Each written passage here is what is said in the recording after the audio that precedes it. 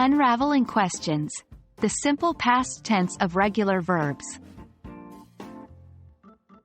Hello, English language learners.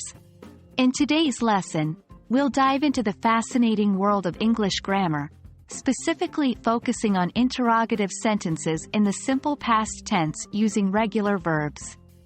Making questions can seem tricky, but don't worry, we're going to demystify it together. Let's get started. Firstly, let's quickly remind ourselves of what interrogative sentences are. Interrogative sentences, or questions, are sentences that are designed to gather information. They often start with words like what, where, when, how, or did. For example, did you eat the cake?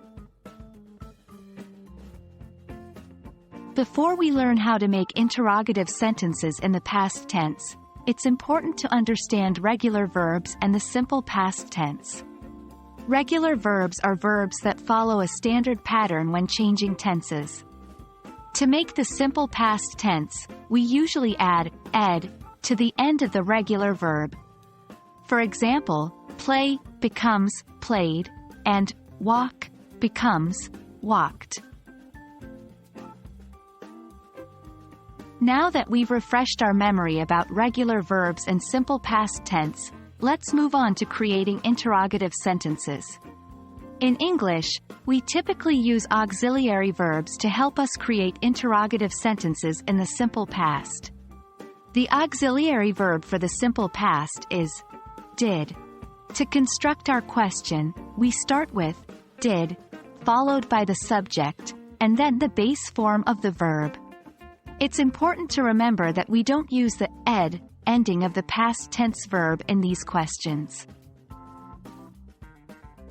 Here are some examples. Did she play tennis yesterday? Did they walk to the park? When answering these questions, we use the full form of the verb in the simple past tense. If the answer is affirmative, we say yes, and then repeat the subject and the verb with the ed ending. If the answer is negative, we use didn't before the base form of the verb. Here's how to answer the previous examples. Yes, she played tennis yesterday. No, she didn't play tennis yesterday. Yes, they walked to the park. No, they didn't walk to the park. And that's it. You've learned how to construct and answer interrogative sentences in the simple past tense using regular verbs. Don't forget to practice to cement this knowledge into your English language skills. Keep up the good work, and remember, practice makes perfect. We hope this video has been helpful. Happy learning, and see you in the next one.